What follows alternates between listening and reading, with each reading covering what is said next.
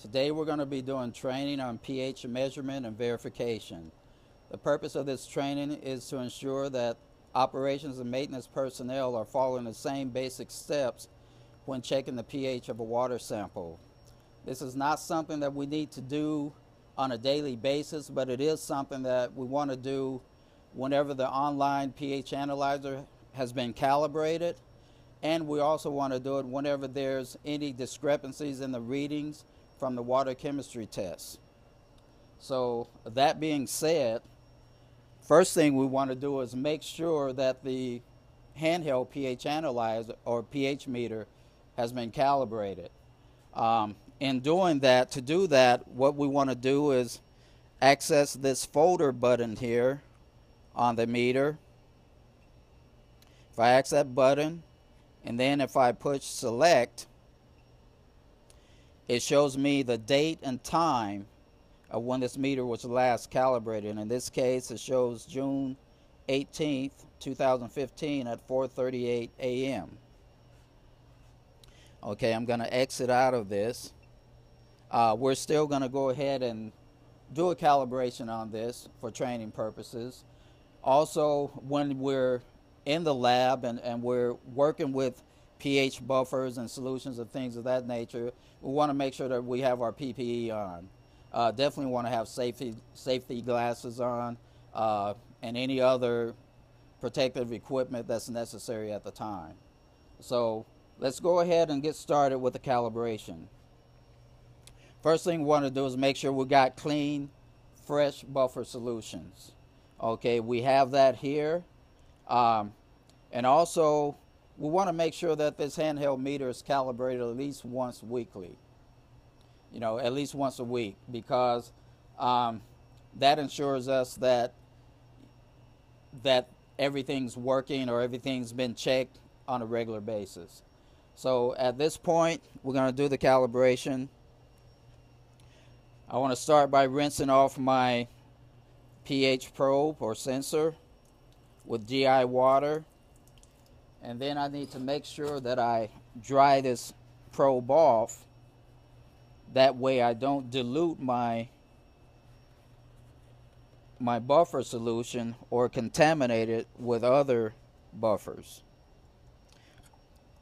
So we're going with the 4.0 solution right now. We're doing a 3-point buffer calibration with the 4.0, 7.0, and 10.0 buffers. So at this point, we're going to access our calibrate button, and then we're going to access our read button. Now it's actually going through the calibration right now. So the 4 calibration is good. We're going to go ahead and rinse the probe out once again and do the same thing. We're going to do the same thing with our 7.0 buffer and with our 10.0 buffer.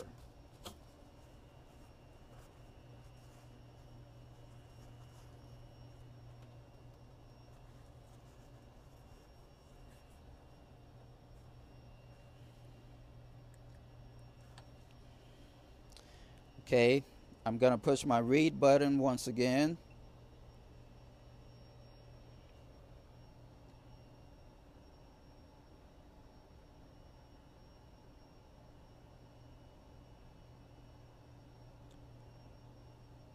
It's actually taking a little time, but just a minute or so, it should be done with the 7.0 buffer.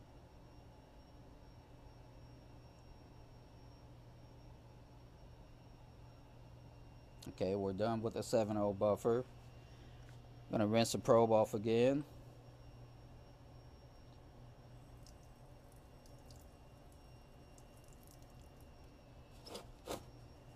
And we'll go with the 10.0 buffer.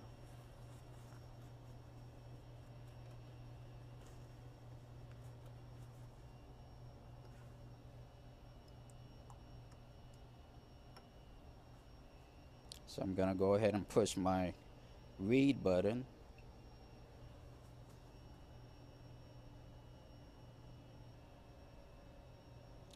Okay, we're done with the 10 buffer. So everything's calibrated there. I'm going to rinse this probe off once again and put it back in the storage solution. So at this point in time, I want to go ahead and push my done button. That completes the calibration when I push done here. And also I want to store these values, so I'm going to push store. Well, so now the calibration is complete. At this point, we're going to go out to the water sample panel, and we're actually going to do an online sample. Okay, now we're going to check the actual online sample, which verifies how the analyzer is working compared to my handheld pH meter. So here, what I have here, we're going to actually test our feed water sample, and I'm going to actually use this device that I kind of put together, which allows me to actually check my pH readings, and because this container is so small, it gives me a pretty fast response time. And I found that this works pretty good for me, so I would recommend it to anyone, you know, if you're doing a reading like this. Turn on my sample flow here.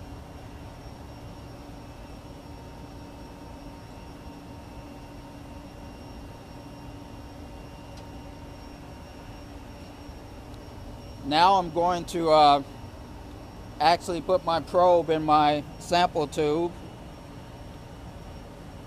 And while I'm checking this, things I want to keep in mind is that pH is temperature compensated. So I need to make sure that my temperature is correct, otherwise my pH reading is going to be off.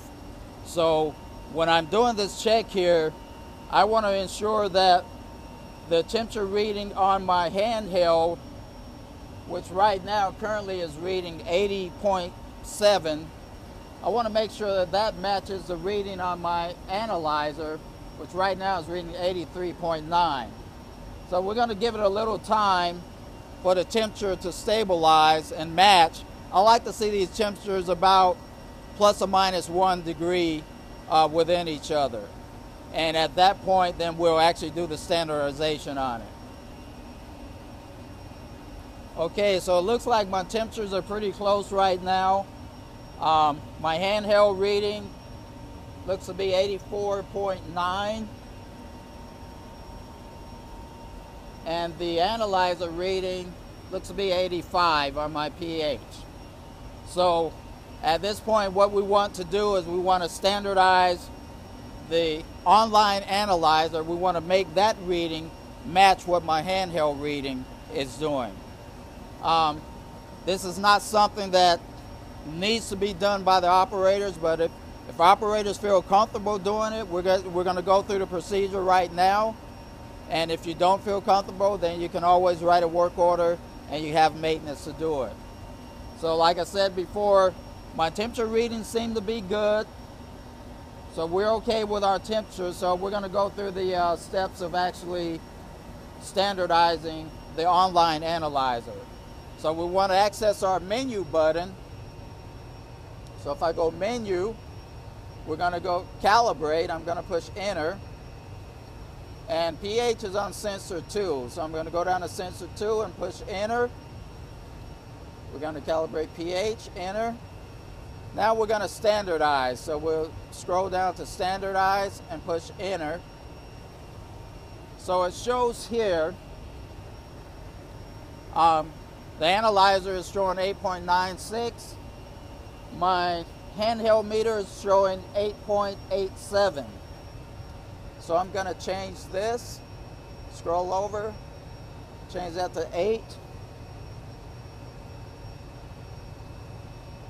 8.87, push enter, and that has been standardized. I'm going to exit out of this. So we got 8.87 on the analyzer, and on my handheld reading, I mean, it still varies a little bit, but it's close. And that works for us. And that concludes the training for today.